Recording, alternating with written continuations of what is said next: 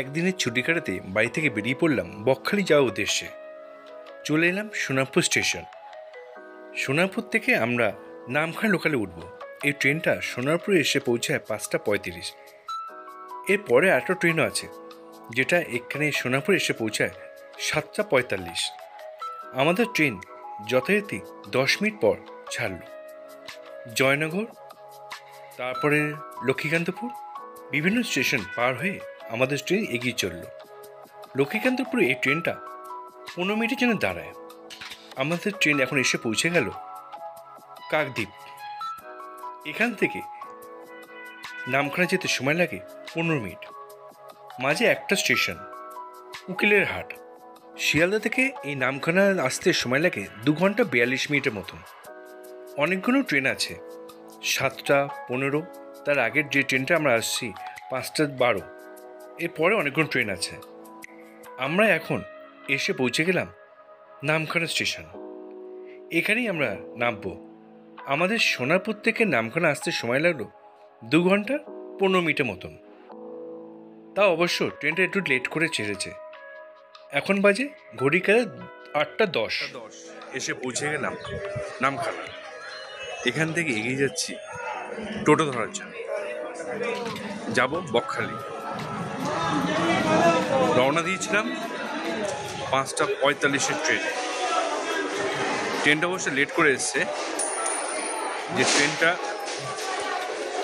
ট্রেনটা ছাড়ার কথা ছিল 5:35, সে ট্রেনটা এসে পৌঁছেছিল সোনারপুরে 5:45।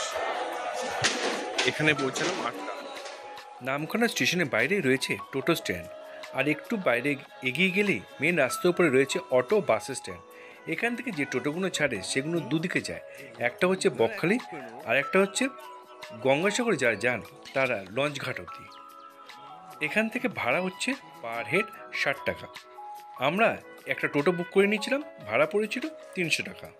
নামখানা থেকে বকখালির দূরত্ব হচ্ছে 24 কিলোমিটার, সময় লাগে 50 মিনিটের মতন। যদি অটোতে যান তাহলে চলে আসতে হবে মেন রাস্তা, ভাড়া পড়বে 40 টাকা।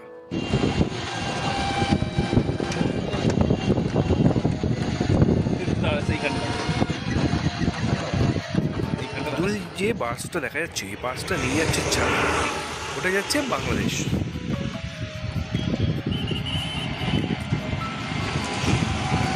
ওই দূরে হচ্ছে নামখানা বন্দর, ওই দূরে নামখানা বন্দর। আমরা এখন যাচ্ছি বকখালি। সকালবেলা বেরিয়েছি সোনারপুর থেকে, এসে পৌঁছে গেছি হাতানিয়া দোয়ানিয়া যে নদী, তার মাঝখানে যে সেতু, এই সেতু নিচে ব্রিজ।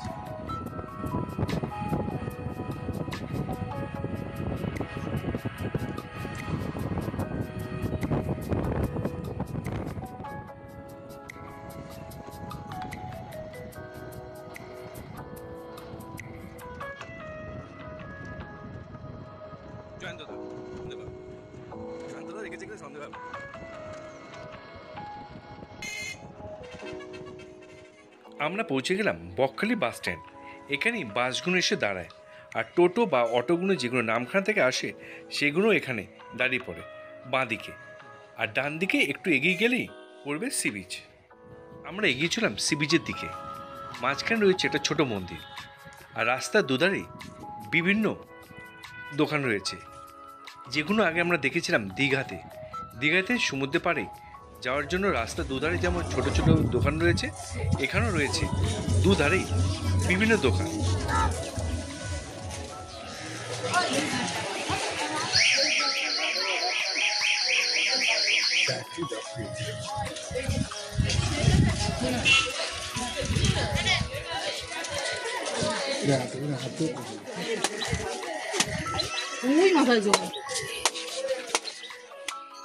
দীঘার মতো এখানেও ডাব পাওয়া যায়।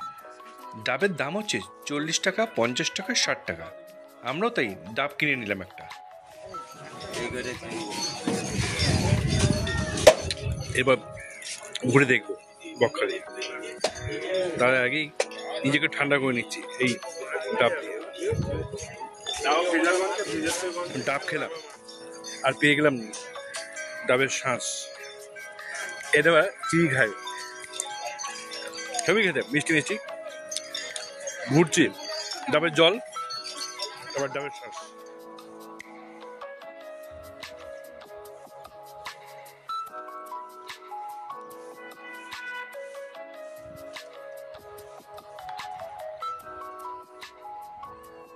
সি বিচে এসে দেখতে পেলাম সি বিচ অনেকটাই ফাঁকা, কারণ এখনও সিজন শুরু হয়নি। শীত পড়বে আর এখানে পর্যটকের ভিড় হবে। একটু এগিয়ে গেলাম সমুদ্র দেখার জন্য, কিন্তু এখানে একটা বিষয় হলো, সমুদ্র দেখতে গেলে আর একটু হাঁটতে হয়, কারণ মাঝখান দিয়ে চর চর পার হয়ে কিছুটা গেলেই সমুদ্র। আর এখানে যে চেয়ারগুলো পাতা রয়েছে, এগুলো 20 টাকা করে লাগে ঘন্টায় বসার জন্য। তাই আমরাও কয়েকটা চেয়ার নিয়ে নিলাম বসার জন্য। আর মাঝখানে চর পার হয়ে এগিয়ে যেতে হবে সমুদ্রে।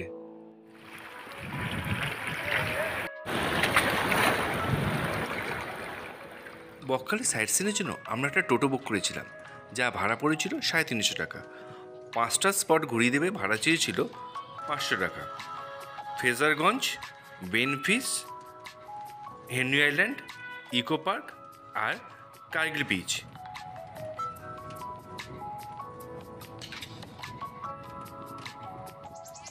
চলে এলাম আজকে দিনে প্রথম সাইট সিনের প্রথম স্পট, ইকো পার্ক।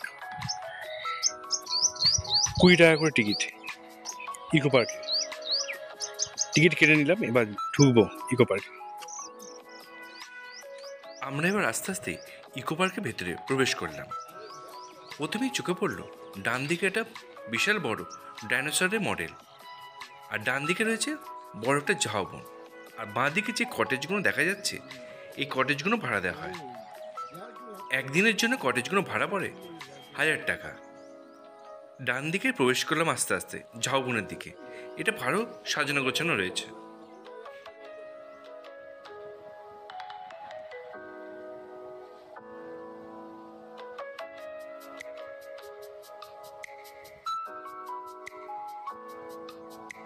এখন ইকো পার্কে ঢুকে গেছি। এই যে ইকো পার্ক।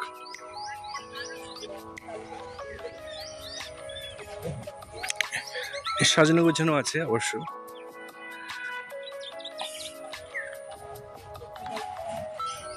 ইকো পার্ক ঘুরে বেড়াচ্ছে। এই যে ঝাউবন মাঝখান দিয়ে, খুব সুন্দর ইকো পার্ক। একদিনের সময় কাটাতে চলে আসবে এই ইকো পার্ক। বসার জায়গাও রয়েছে।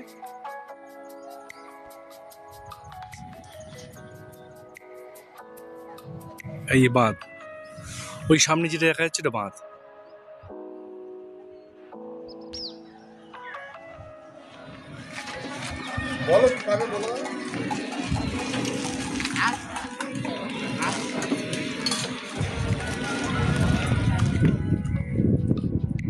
এখন চলে এলাম ফ্রেজারগঞ্জ। এই যাচ্ছে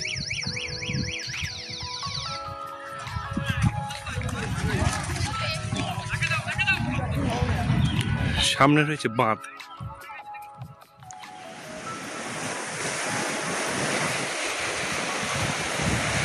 এইটা সেই বাঁধ, ফ্রেজারগঞ্জ বাঁধ।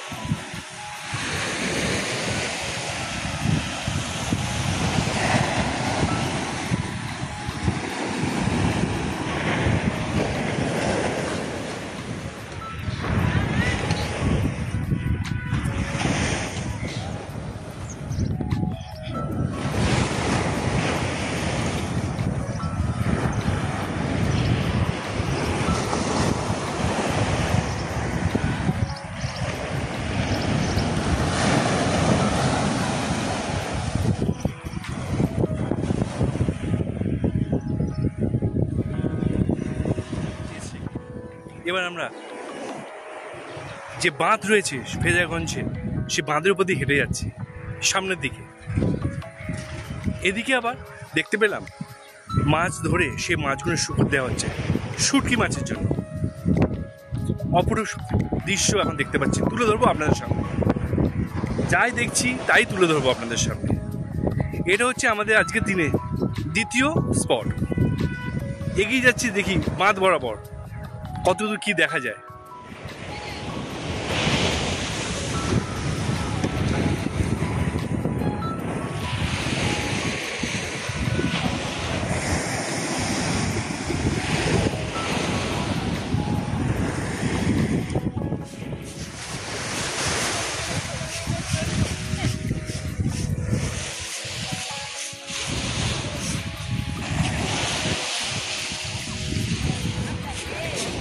এখন আমরা চলে এলাম কার্গিল সি বিচ। এটা হচ্ছে কার্গিল সি বিচ। এগিয়ে যাচ্ছি সামনের দিকে।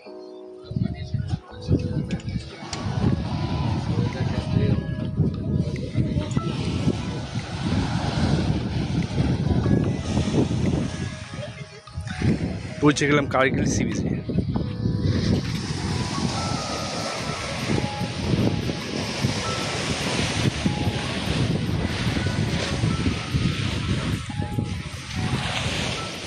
কার্গিল সি বিচে এখন জোয়ার শুরু হয়ে গেছে, পরপর ঢেউগুলো রয়েছে, আসতে পড়ছে পরপর ঢেউ।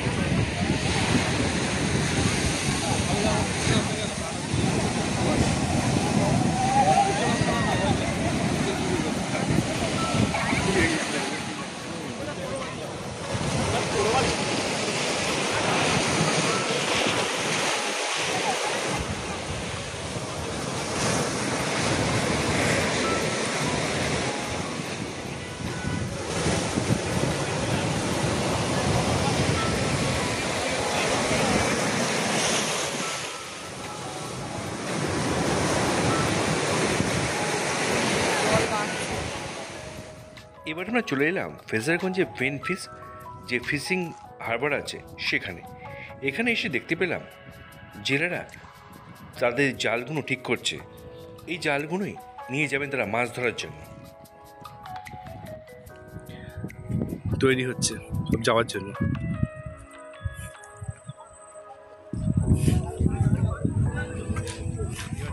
ফ্রেজারগঞ্জ, এখানে যেমন একদিকে জাল ঠিক করছে তেমনই ট্রলারগুলো দাঁড়িয়ে রয়েছে। এই পরপর সব ট্রলার দাঁড়িয়ে আছে, এগুলো মাছ ধরার জন্য যাবে। আমরাও এগিয়ে যাচ্ছি।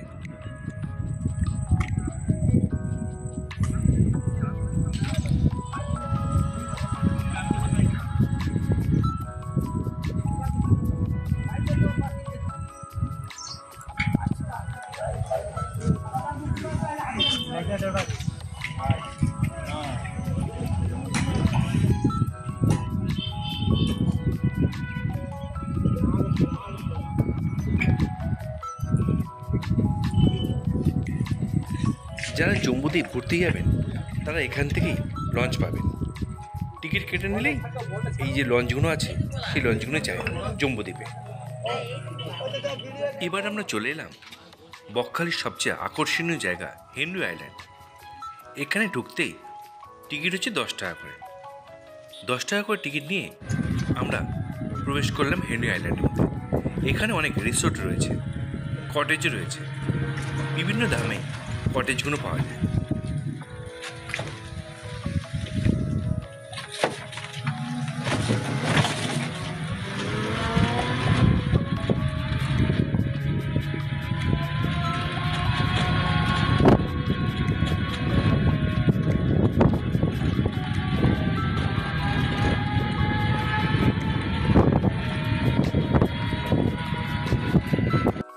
হেনরি আইল্যান্ডে যে সি বিচ রয়েছে সেই সি বিচে কাউকে স্নান করতে দেওয়া হয় না, কারণ এখানে চোরার স্রোত ও চোরাবালি রয়েছে, তাই এই সি বিচে কাউকে নামতে দেওয়া হয় না। সামনে একটা কাঠের ব্রিজ আছে, এই ব্রিজের উপর দিয়ে যেতে হয়। নিচে হচ্ছে জল আছে, আর পাশে যে জঙ্গল রয়েছে সেই জঙ্গলে কাউকে প্রবেশ করতে দেওয়া হয় না। নিচে অনেকগুলো লাল কাঁকড়া আমরা দেখেছি, ছোট ছোট লাল কাঁকড়া ঘুরে বেড়াচ্ছে জলে।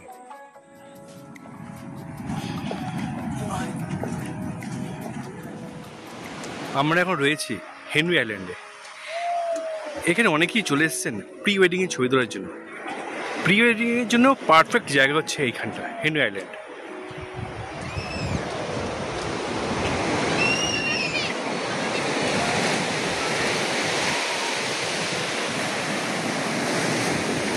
এখানে যে গাছগুলো রয়েছে, প্রি ওয়েডিংয়ের সময় এই গাছে বসেই অনেকে ছবি তুলছেন, যেগুলো আবার জলে চলে আসছে।